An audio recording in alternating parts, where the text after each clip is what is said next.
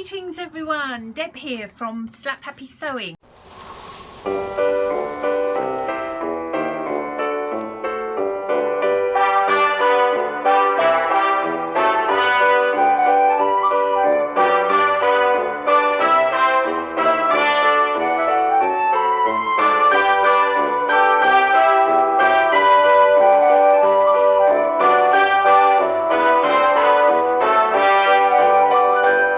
One thing I just wanted to say before I start is I never thought it would be such a pleasant experience doing YouTube. I was actually really frightened that I was going to get lots of negative comments, and I must admit I do quake a little bit because I know that I'm just learning how to do this and I'm kind of rubbish at it, and I know that my videos don't have the best quality, and you know, I'm only filming them with my iPhone actually, and it's not a particularly modern iPhone. So I really appreciate all the lovely encouragement and comments that I've had, and the support, and you subscribe and you like my videos. And I mean, I don't have many people following me, and that's fine for where I'm at. But I really value all of you, and I value your feedback, and I value the warmth that I get from you, so thank you so much for that. Okay, so today's vlog is going to be mostly about the Great Module Sew Along. So I've completed a few of my projects for that, and I just wanted to show them to you. Remember this Kwik Sew 3021? Remember in my last vlog I'd kind of made it, and it was pulling up at the front and it was too short, and I'd added a peplum, and the peplum was up at the front as well, and I wasn't sure about it. Well, I'll put in a little video in a sec that shows you what I've finally done to it. Now, I think it probably looks okay, but there is part of me that when I've done so much to a garment, I can actually fall out of love with it. So it will be interesting to see if I actually wear this or not. It's hanging up in my wardrobe, we'll see, and it certainly goes with my module, so I'm going to consider that finished and one of my module pieces.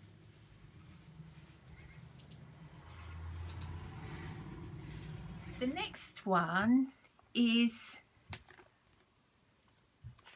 New Look 6891, and now I made one of these before and it was beautiful in white in a previous vlog. I'll try and put a link up there to show you.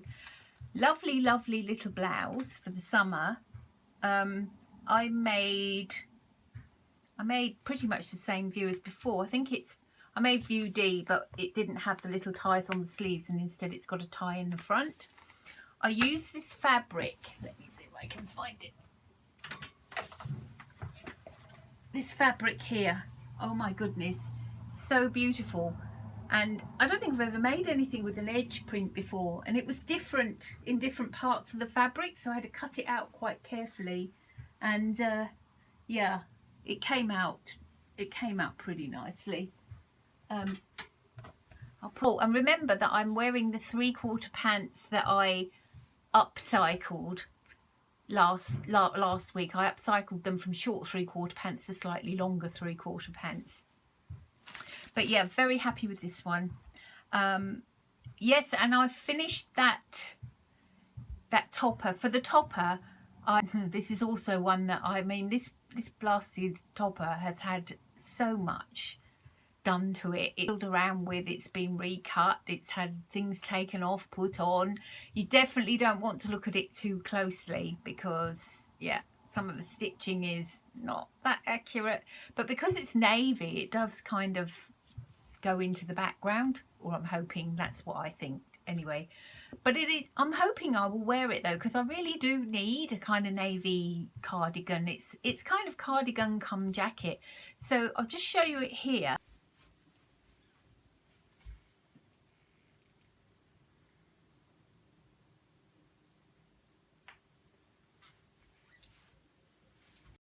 I'm going to make trousers out of this poly suede stretch. I bought this at a thing called Fabric-a-Brac, and I think it's run by our local hospice movement. And what they do is they get, it's almost like a sort of second-hand sale that home sewists take a table and they can put all their fabrics out on it, and it's been really successful. But I bought this lovely poly suede stretch. Look at that. Oh, 120 wide, 4 meters. So that should be plenty for making these trousers that I want to make. The trousers, I don't know if I've told you about them before, but these, I had 2 pairs of these in black because everything in New Zealand is always black. But I liked them a lot because that you've got this part along the top, like an extra band. I've never actually made a pair of trousers before, I don't think, but I have made some shorts. I made quite a few pairs of shorts last year, maybe 3 or 4 different pairs of shorts, and learned a bit about it and learned a bit about my figure.